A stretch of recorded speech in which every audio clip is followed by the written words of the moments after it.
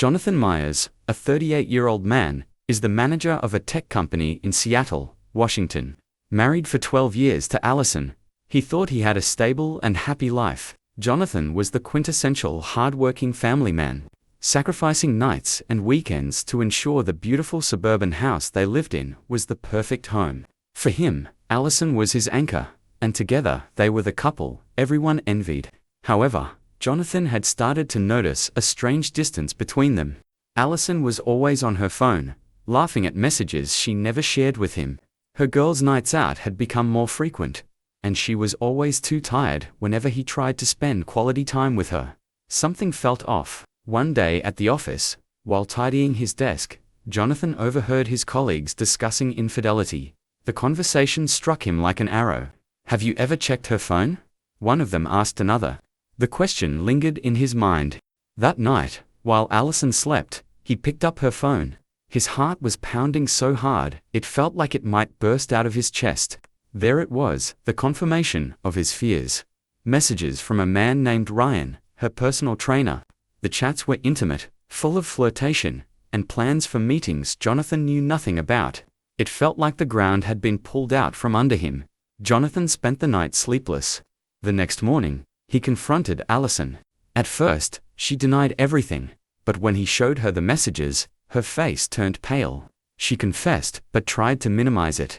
"It was just a distraction. You're never really here, Jonathan. You're always working." Those words hurt more than the betrayal itself. Jonathan made a quick and definitive decision. He filed for divorce. Allison, stunned, tried to argue, but he was firm.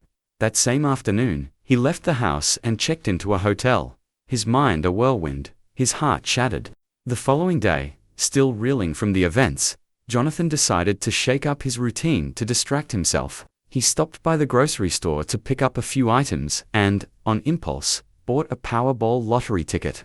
It was a reflexive act, something he did occasionally without much thought. That night, as he waited for the draw, he reflected on the irony of life. From devoted husband to betrayed, from happy to lonely. He could never have imagined that, within the next 24 hours, his life would turn upside down again. Jonathan couldn't help replaying the confrontation with Allison in his mind, while trying to focus on other things. Sitting at the small table in his hotel room, he drowned his thoughts in a glass of cheap whiskey. He barely noticed when the clock struck 8 p.m., the time of the Powerball draw. With little expectation, he turned on the TV. The host, smiling brightly, began announcing the numbers. "And tonight's winning numbers are 7, 19, 21, 33, 41, and Powerball 12. Jonathan glanced at the ticket lying on the table. He read the numbers once, twice, 3 times. His heart began to race, his hands trembling so much he almost dropped the ticket. Every single number matched. He quickly checked the lottery's official website on his phone. There they were. 7, 19, 21, 33, 41, and 12. He had just won the largest Powerball jackpot in history at $150 million. "This can't be real," he whispered, his voice barely audible through his disbelief. But it was real. Jonathan, who less than 48 hours earlier had endured the most humiliating moment of his life, was now one of the richest men in the country. After officially claiming his prize at the lottery office, Jonathan chose to remain anonymous. He knew that once the news spread, his life would change even more dramatically. He requested that the lottery announce only that the winner was from Seattle. Over the next few days, Jonathan began planning what to do with the money.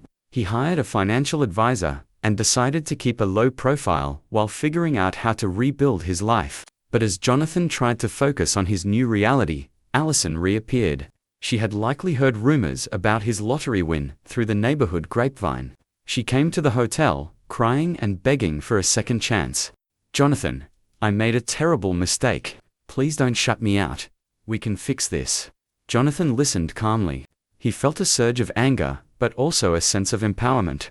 Allison wasn't there for love, she was there for the money. For the first time, he had complete control of the situation. "You're only here because you know I won the lottery, Allison. I'm not falling for it. Our marriage is over, and that's final." She tried to argue, but Jonathan stood firm. Even with his newfound wealth, Jonathan realized that money brought its own set of problems. Distant relatives began surfacing. Old friends asked for loans, and even strangers tried to cozy up to him. Amid these challenges, Jonathan found a new drive to start fresh. He decided to sell the house he once shared with Allison and move to another state. He planned to establish a foundation to help people in need, something he had always wanted to do, but never had the means for. However, Allison's betrayal still echoed in his mind. He couldn't let it go without understanding why. He hired a private investigator to dig into Ryan's background. The findings were eye-opening. Ryan wasn't just a personal trainer, but a con artist with a history of exploiting married women for financial gain. Feeling more self-assured, Jonathan decided to use this information to his advantage. Armed with evidence, Jonathan devised a plan to confront Ryan and put an end to the drama, ensuring both Ryan and Allison wouldn't cause him further trouble. He also secured a top attorney to finalize the divorce quickly, making sure Allison wouldn't get a dime of his fortune.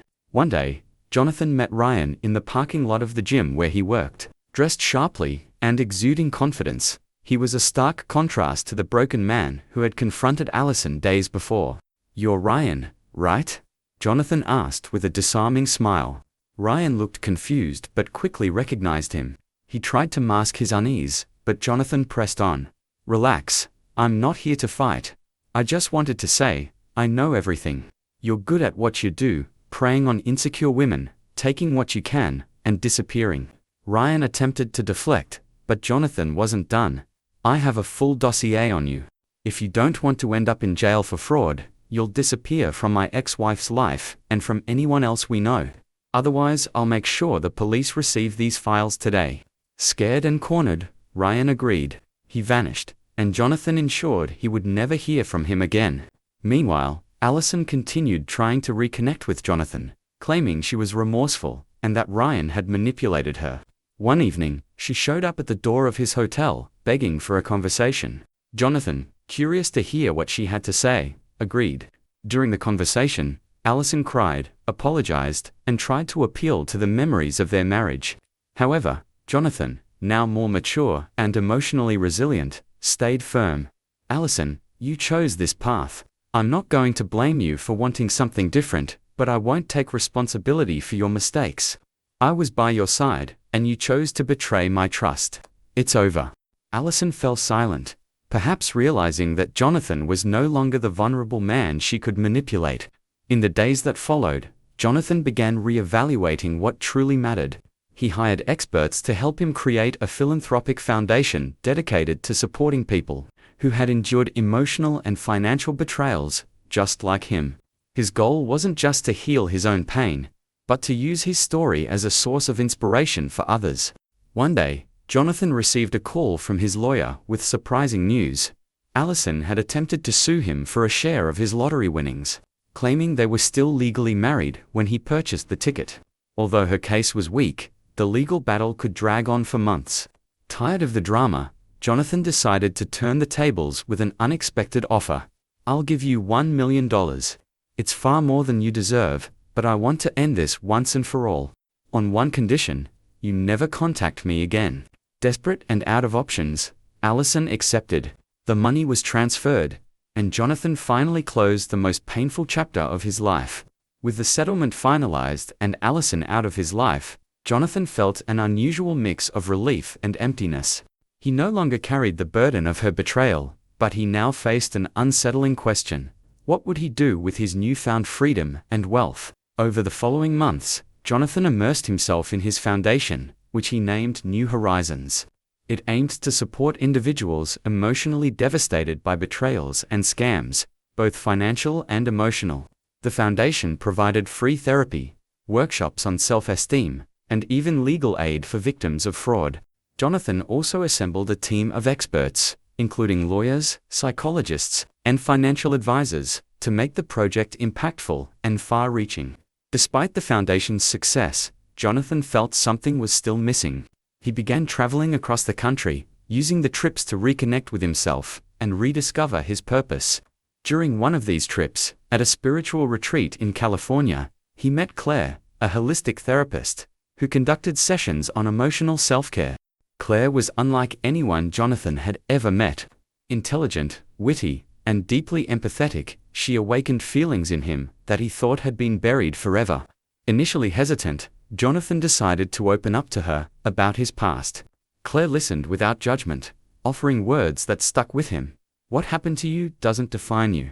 What you do with it does. This connection with Claire marked an emotional turning point for Jonathan. For the first time in months, he began to believe he could trust and, perhaps even love again. Despite his progress, Jonathan knew he needed to fully close the door on his past. He returned to Seattle to sell the house he had shared with Allison. Revisiting the home brought back a flood of memories. The happy nights, the shared dreams, and, of course, the painful moments. It was an emotionally draining but liberating process. While packing the few belongings that remained in the house, he found a box of old letters between him and Allison from when they were engaged. One letter contained a message that struck a chord. "I promise to love you forever, even on the hard days." Jonathan realized that the end of his marriage, though painful, had shaped him into a stronger, more self-aware person. He decided that the memory wouldn't symbolize pain, but growth. In a symbolic act of closure, he burned the letters. With the house sold, Jonathan invested part of his fortune into expanding the foundation to other cities. He also began giving motivational talks, sharing his story, and inspiring others to find strength in adversity. Claire, who had become a close friend and something more, started traveling with him. They shared simple moments, like walking along the beach or cooking together. And Jonathan gradually realized he was learning to trust again. At one of the foundation's events, a woman named Megan approached Jonathan. She had been in the audience and wanted to thank him. Megan had received financial help from the foundation to afford therapy after being betrayed by her husband and losing her savings in a scam similar to the one Ryan had orchestrated. Holding Jonathan's hands, she said, "You saved my life." Those words were a moment of clarity for Jonathan. His suffering hadn't been in vain. He had transformed his pain into something that made a difference in the world, and that realization gave him a profound sense of purpose. Jonathan felt his life was finally coming together again. The foundation thrived, his travels connected him with stories of resilience, and his relationship with Claire evolved naturally. Without unrealistic expectations or pressure, he was rebuilding his life on a solid foundation. One day, while reviewing documents for the foundation, Jonathan received an unexpected call from a lawyer in Seattle. It was about an ongoing case involving Ryan, Allison's former lover. Intrigued, Jonathan scheduled a meeting at the law office to learn more. There, he was hit with a bombshell. Ryan was under investigation for a network of scams. During the investigation, authorities discovered he had not only stolen money from women, but had also manipulated their partners into fraudulent investments. To Jonathan's surprise, his name appeared in one of these records, a $50,000 withdrawal made by Allison from their joint account, which had been transferred to an account linked to Ryan. This $50,000 deposit was sent to Ryan's account. The lawyer explained, "Allison withdrew the money without your permission or knowledge." Jonathan felt anger bubble inside him. He had known Allison was unfaithful, but he hadn't realized she had stolen from him. Despite this, he kept his composure. "What can I do?" he asked. "You can file charges for misappropriation. And this evidence could also strengthen the case against Ryan in his trial," the lawyer suggested. Jonathan decided not only to move forward with the charges but to use the situation to reinforce his mission of helping other victims. He didn't need the money back, but he wanted to ensure Allison and Ryan faced the consequences of their actions. Jonathan decided to confront Allison one last time, not out of vengeance, but to achieve a definitive sense of closure. They met at a cafe in downtown Seattle. She looked tired, a shadow of the confident woman he had once known. "I thought we were done with this, Jonathan," Allison said, trying to maintain her composure. "So did I, Allison. But I found out about the money you took from our joint account and gave to Ryan." Allison went pale. She tried to justify herself, claiming Ryan had threatened to expose her secrets. But Jonathan wasn't interested in excuses. "I'm not here to listen to excuses. I'm here to tell you this ends now. I'm suing you, and Ryan will pay for his crimes. But most importantly, I want you to know you have no power over me anymore." She didn't respond. She simply bowed her head, resigned. A few days later, Jonathan received unexpected news from his lawyer. Ryan had accepted a plea deal and provided information that led to the arrest of Allison for her involvement in the embezzlement scheme. Jonathan was shocked but realized that justice was finally being served. At that moment, something shifted within him. He felt that the battle was truly over. He decided not to attend the trial and moved forward, leaving the legal system to handle the rest. He knew his mission was bigger than dwelling on the past. With the most difficult chapters of his life behind him, Jonathan returned to his work with the Foundation. During a special event announcing the international expansion of New Horizons, Claire surprised him with a bold proposal. "What do you think about us doing this together? I want to be more than your work partner. I want to be your partner in life." Jonathan was deeply moved. For the first time, he felt the future was bright, free from the shadows of distrust and betrayal. He accepted Claire's proposal, and together they began a new chapter, defined by trust and genuine love. In the following months, Jonathan's life found a sense of balance. The case against Allison ended with a light sentence due to her cooperation with the authorities. Ryan, on the other hand, received a significant sentence, effectively dismantling his network of scams. Jonathan followed the developments from afar, focusing on his foundation and the future he was building with Claire. The foundation grew exponentially. Jonathan expanded its programs to serve underserved communities across multiple cities, offering everything from emotional support to financial recovery assistance. One of its most impactful initiatives was the launch of a campaign called New Beginnings, which helped people rebuild their lives after betrayals or scams. During a press conference, Jonathan was asked how his personal experience influenced his work. He responded with a phrase that resonated with everyone present. "The pain I endured taught me something invaluable. Never underestimate your ability to start over. Even in the darkest moments, there's a light waiting for you." Jonathan and Claire decided to take the next step in their relationship. During a trip to Napa Valley, California, Jonathan surprised Claire with a simple yet meaningful proposal. He didn't want extravagance. He wanted the moment to be authentic, just like the love they had built together. Claire said yes, and they planned a small wedding surrounded by close friends and family. The ceremony was held outdoors in a blooming field, perfectly reflecting the new phase of their lives. Lightheartedness, love, and hope. In addition to his personal life, Jonathan began to see the profound impact his foundation was having.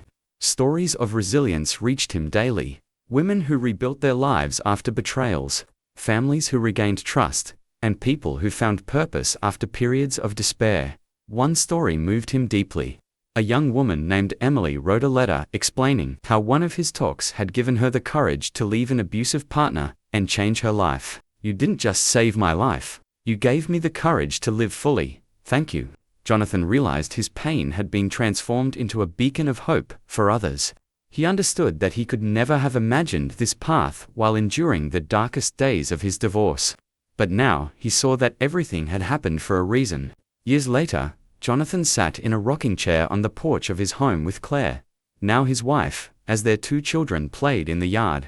He reflected on his journey from the devastation of betrayal to the life-altering lottery win that had reshaped his world. The lottery had changed his life materially, but it was his inner strength and desire to help others that had truly transformed him.